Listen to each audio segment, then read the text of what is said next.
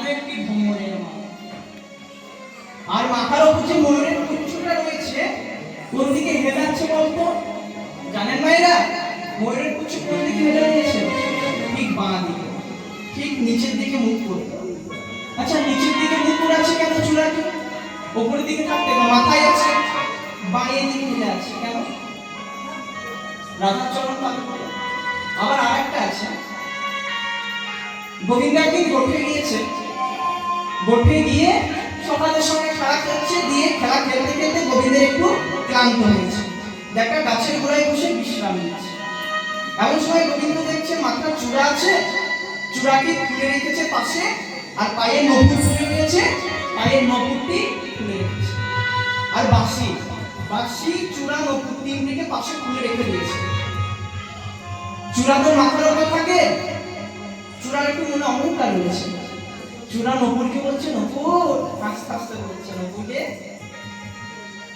তুই কিনা গোবিন্দের পায়ে থাকিস, আর আমার ভাগ্য দেখেছিস, আমি কিনা গোবিন্দের মাথার উপর বিরাজ করি, মাথার উপর আমার ভাগ্যটা দেখেছিস। নপুর কিন্তু কিচ্ছু বলছে না, আর গোবিন্দ অন্তর্যামী, সে কিন্তু সব শুনছে, মানে চূড়ার সঙ্গে নপুরের যে ঝগড়া, এটা কিন্তু শুনছে। পাশ থেকে মুরলী মানে বাঁশিটা হেসে বলছে, ওরে মূর্খ চূড়া, চূড়াকে বলছে, মূর্খ চূড়া, তোর মতো মূর্খ মানে এই জগতে নেই। তুই যে বিনা কারণে নপুরের সঙ্গে ঝগড়া করছিস, একটিবার ভাবতো ভাগ্যবান কে, তুই না নপুর? তুই মাথায় থাকতে পারিস, তোর মনের মতো অহংকার রয়েছে। আর নপুর সে সবসময় কি পাচ্ছে? গোবিন্দের চরণ, গোবিন্দের চরণ। আর গোবিন্দের সবসময় চরণ ধুলিতে নিজের অঙ্গকে ঢেকে রাখছে। খালি ওর মতো সৌভাগ্য কি আমাদের হতে পারে রে? ভাগ্যবান তো নপুর, আর তো অহংকারে মত্ত। তখন চূড়ার মনের মধ্যে আত্মজ্ঞান হলো, তাই তো আমি তো বড্ড ভুল করলাম, নপুর কেমন কথা বলে বড্ড ভুল করলাম। নপুরের কাছে জোড়া মারিস না, তোমাকে ওই কথাটি বলে আমি বড় ভুল করলাম, আমি বুঝতে পারলাম তোমার মতো ভাগ্যবান এই জগতে কেউ নেই। আমি কিনা থাকি গোবিন্দের চরণে, আমি কিনা গোবিন্দের মস্তকে থাকি, আর তুমি কিনা গোবিন্দের চরণে থাকো। আমার তো সৌভাগ্য হলো না গোবিন্দের চরণগুলি অঙ্গে মাথা। আমি তুমি তো আমার পরম সখা, আমি তোমার চরণে একটা নিবেদন করবো। নপুর তখন বলছে, বলো, আমি যখন গোবিন্দের মস্তকে থাকবো, আমি একটু বাঁ দিকে হেলে থাকবো। যদি আমাকে পরম সখা বা মিত্র মনে করো, যদি মনে করো, বলি যেন ধুলি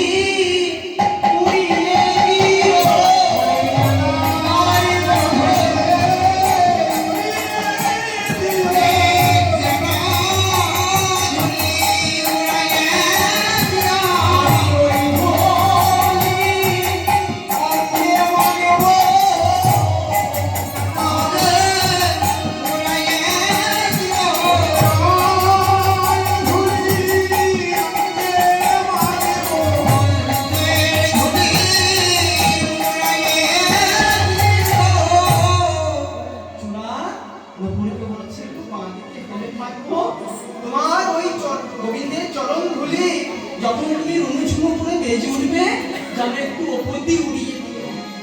আমার মতো হতভাগা তো কেউ নেই, যদি একটু গোবিন্দের কৃপা হয় ওই অঙ্গার। এই হলো চূড়ার উপরে দণ্ড। এই কারণে চূড়া আজও পা দিতে ফেলে রয়েছে চরণ ধুলি পাওয়ার জন্য। ললিতা, গোবিন্দকে যে সাজিয়েছে না, সত্যি কারিগরের বালাই যায়, কারিগরের বালাই যায়। ধনি ধনি নমনাগর, ধনি ধনি নমনাগর। ললিতা, যে জন যে ধনী যে রমণী আমার গোবিন্দকে সাজিয়েছে, তাকে যদি সামনে পেতাম না, তাকে একবার ধন্য দিতাম। ওরে ধন্য ধন্য সেই রমণী, ধন্য ধন্য সেই রমণী,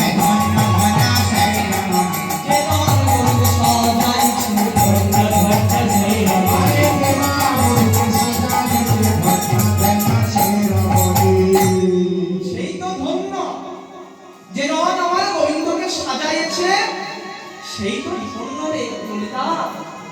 তাকে যদি সামনে পেতাম আমি ধন্যবাদ দিতাম। তাহলে আমার বধূর চূড়াটি শুনলি, আমার বধূ কেমন দাঁড়িয়ে আছে জানিস? ওই তোমার কাছে বিলন দিয়ে কেমন দাঁড়িয়ে আছে জানিস? আজ রহই ত্রিভঙ্গ বনমন মোহন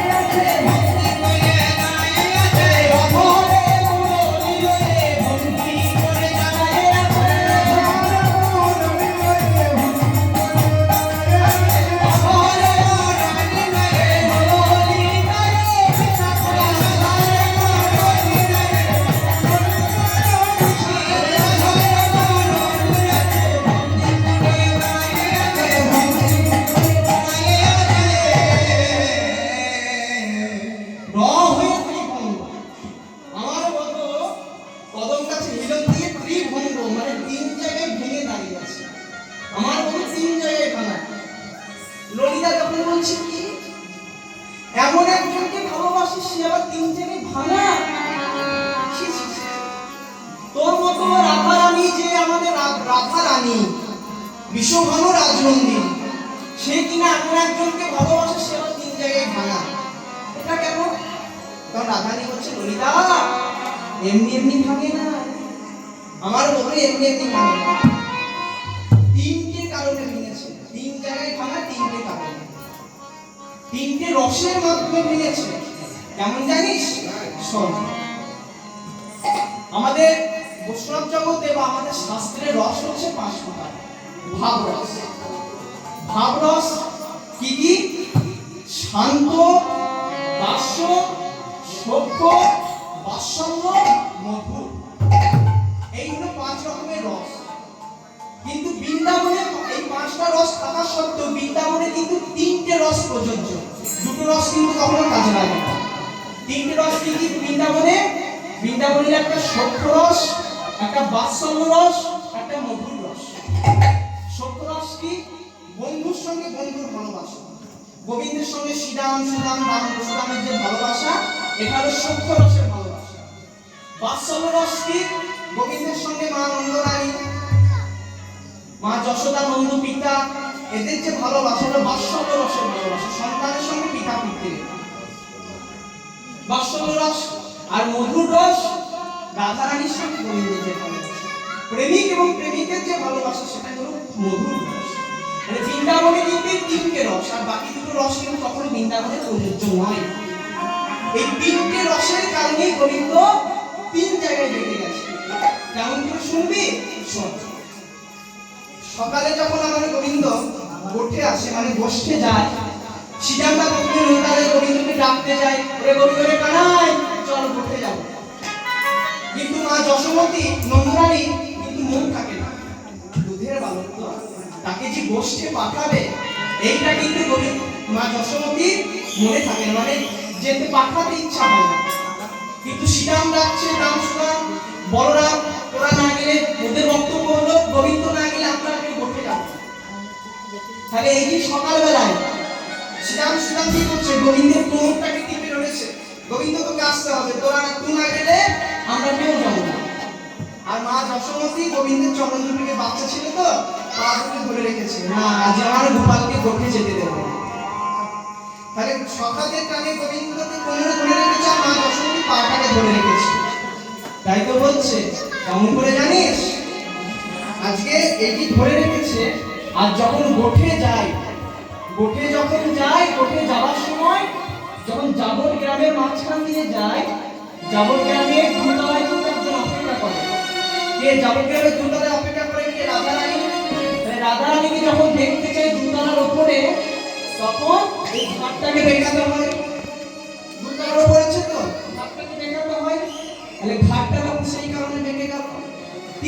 ভাঙা, ঘাড় বাঁকা, কোমর বাঁকা, হাঁটু বাঁকা। কেমন করে জানিস? তাই তো বলছে, আজ সখাটা নেব পানে, মাথা টানে ঘর পানে, আর সখাটা নেব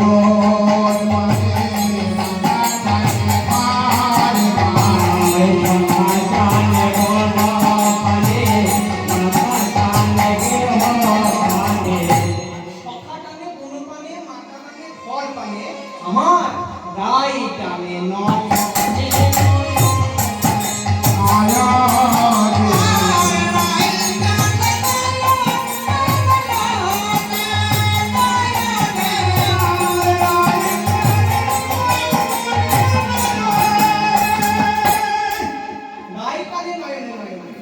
সখাদের সঙ্গে চলল, রাধারানীকে দেখতে পেয়েছে, গোবিন্দকে আর ঘুরতে যাবার মন চায়, কিন্তু যেতে হবে। সখাদের সঙ্গে যেতে হবে, তাই তো বলছে, আগে যেতে পিছু যায়, বনে যাওয়ার মনের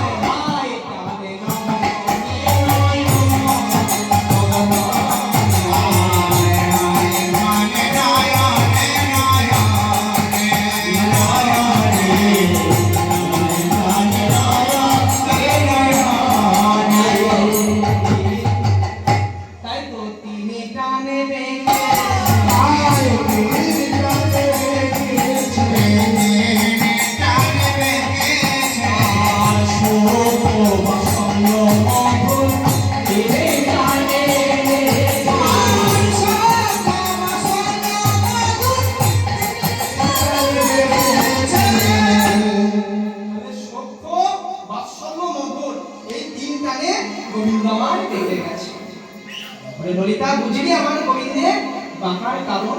আর মধুর মুরলী করুণা, আমার মধুর মুরলীর সুরে কি হয় জানিস? আমার মধুর মুরলীর সুরে আজ মুনি গানের ধ্যানে টলে, পদ্ম ফোটে বলে টলে, পদ্ম ফোটে বলে আজ ভ্রমর দাঁড়ায় শোনে, ভ্রমর দাঁড়ায় শোনে, সর্বনাচে ফনা তুলে, সর্বনাচে ফনা তুলে, আজ পবন দাঁড়ায়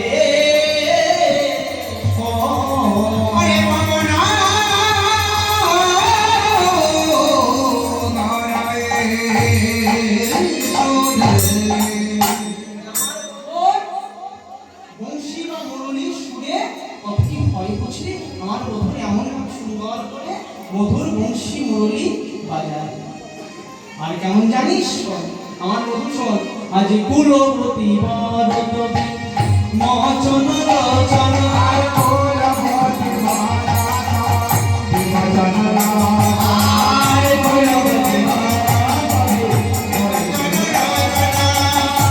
আমার বধূ এমন করে দাঁড়িয়ে থাকে, কত কুলবতী ওই রূপ দেখে গোবিন্দের চরণে বলি বিকালামে বলে আপনি আসে,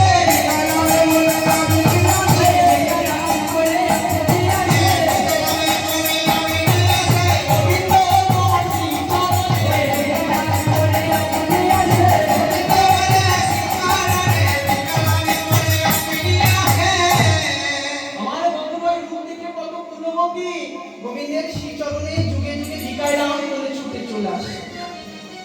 আমার বধূর গুরু এমন ভাবে দেখতে জানো, কুলবতী রমণীর দিকে তাক করাচ্ছে, যে রমণী আমার বধূর দিকে তাকাবে সেই রমণী বধূর দিকে তাকাই বধূর রূপে মুগ্ধ হয়ে যায়।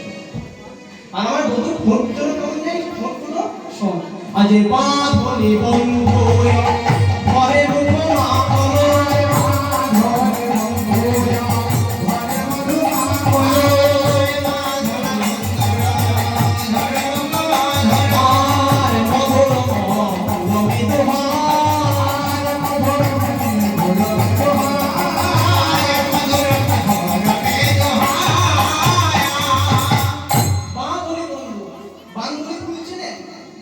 বানমণি ফুল হচ্ছে দুপুরমণি ফুল। এই দুপুরমণি ফুলকে ভালো কথায় বলে বানমণি ফুল। এই দুপুরমণি ফুলের রং হচ্ছে টকটকে লাল, যেটা দুপুর 12টায় ফোটে। এই টকটকে লাল ফুলের মতো আমার বধূর ফোন আর সেই লাল টকটকে ফোন নিয়ে বধূ যখন একটু মুচকি হাসছে না, একটু নাকটাকে বার করে গাল দুটোকে ফুলিয়ে যখন হাসছে না ললিতা, কি বলবো সে কি হাসির মাধুর্য রে। শোন, আমার বধূর হাসি দেখে বৃন্দাবনের মানুষ কি বলে জানিস? শোন, এই না বৃন্দাবনের মাঝে লোকে কথা বলে তার হাসি। এই বৃন্দাবনের মানুষ কি করে বা আমরা যখন কি করি, আগে কথা বলি তারপর কিন্তু হাসি। আগে বেশি কিন্তু কথা বলি, আগে কথা বলার পর হাসি। এই না বৃন্দাবনের মাঝে লোকে কথা বলে তারপর হাসি। আমার বধূ তা নয় কথা বলার আগে মধুর মধুর হাসি গো।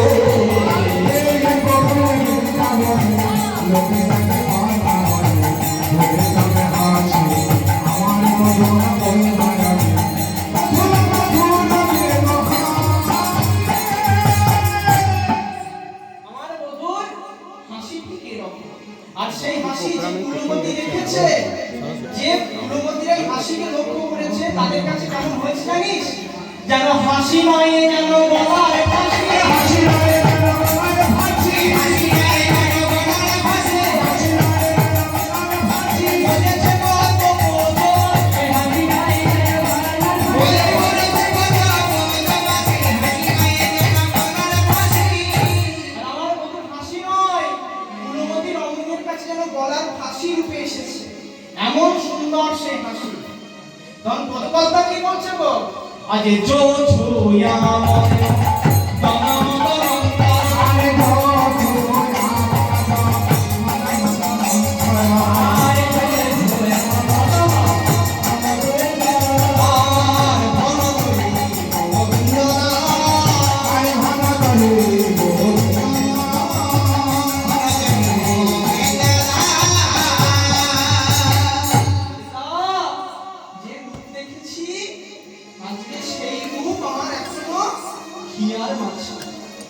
চিকন কালিয়া রূপ মরমে লেগেছে তোর, ধরনে না যায় মরে। আমার বধূর বদনকে বিধাতা জানি না কেমন ভাবে সৃষ্টি করেছে। আমার কি মনে হয় জানিস, এত সুন্দর এত মিষ্টি বদন, কি মনে হয় জানিস ললিতা? শোন, আজে কত চাঁদ নিগারিয়া মুখানি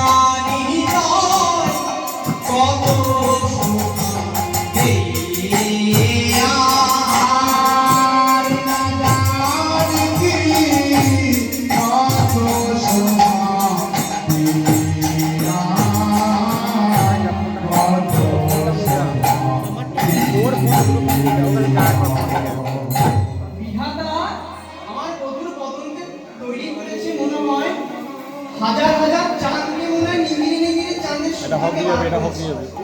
চাঁদের সুধাকে বার করে সেই সুধা দিয়ে বধুর বদনটাকে মেজেছে। ওই জন্য মনে হয় বধুর বদনটা কি সুন্দর।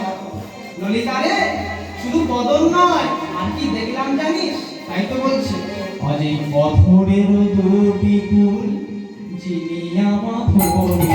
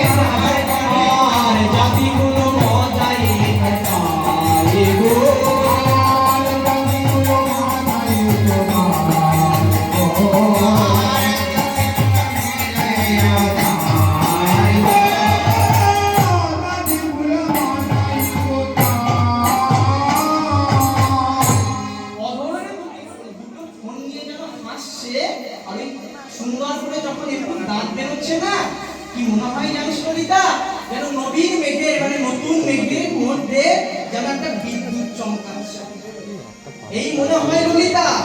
আর কি দেখলাম জানিস, আজ পুরো যুগ সনে খান কামের কামান, আরে ভোলো ভোলো আমার বান, আরে ভোলো ভোলো আমার বান, বলে মনে মনে আছি গো,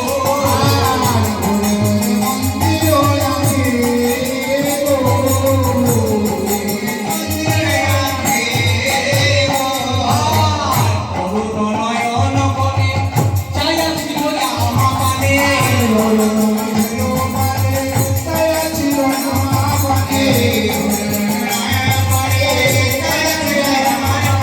আর সে হইতে শ্যামল উপরে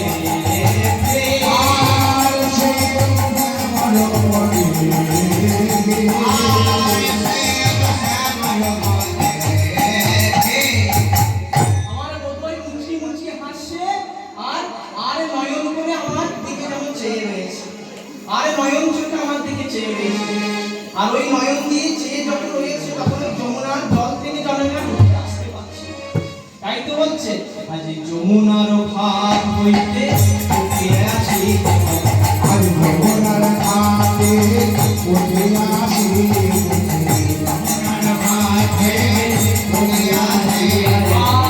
সখী গায় অপরূপ কনক,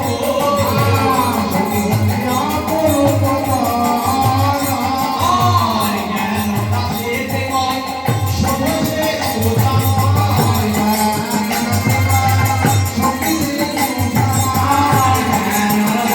কয় সহজে উদার, আর কিছু নয় সহজে সুদার,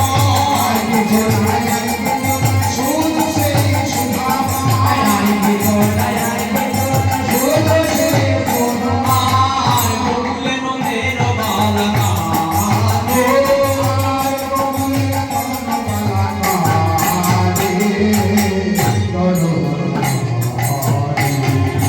আমার কেন দাস বলছে আমার বধূ শুধু শোনো। ওরে ললিতা, আজকে জল আনতে গিয়ে যে রূপ দেখেছি সেই রূপের তুলনা হয় না, তাই তো বলছে আজ কি রূপ হেরিন কালিনী ফুলে, আরে ওতে অপরূপ কদম্বরে,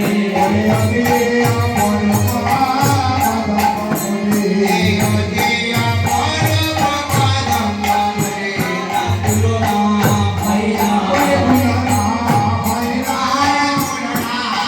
না, এরূপানি দেখে তার তুলনা হয় না, এরূপানি দেখে বলে ও ললিতা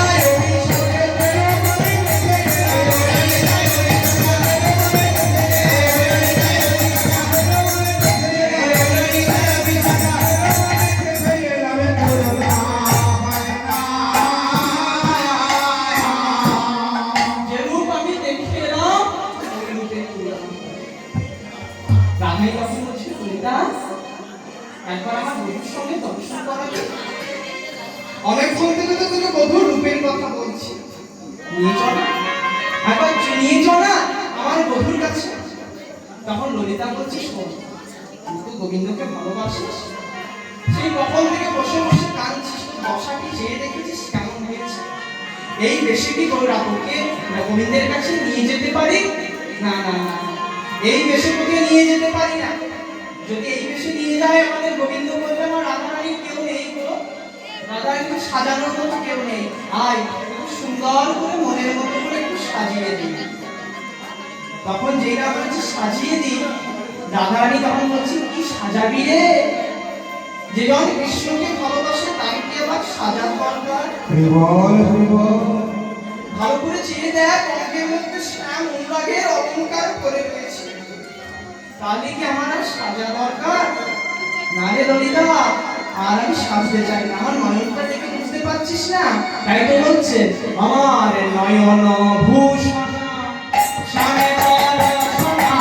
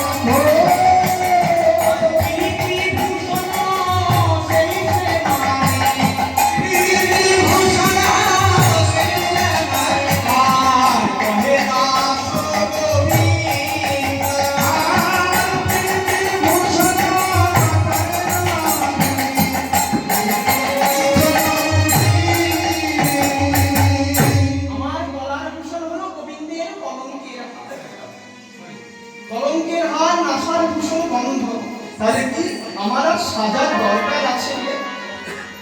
ললিতা বলছে তা হয় না রাধে, তোকে যদি এমন করে কৃষ্ণের কাছে পাঠায়, গোবিন্দ বলবে আমার রাধারানীর কেউ নেই, আয় চুপটি করে বস তো, তোকে একটু মনের মতো সাজিয়ে দিই। এই বলে ললিতা মা রাধারানীকে মনের মতো করে সাজাচ্ছে। শুধু ললিতা নয়, আজকে রাধারানীর অষ্ট সখী সকলে মিলে আজকে রাধারানীকে সাজাচ্ছে। কেমন করে গো? তাই তো বলছে আজ ললিতায় উল্লাস প্রাণী সুবর্ণের চিরনি আনি আর বলে তাই ওলা সোনারে সোনারে চিরুনি রাখবে না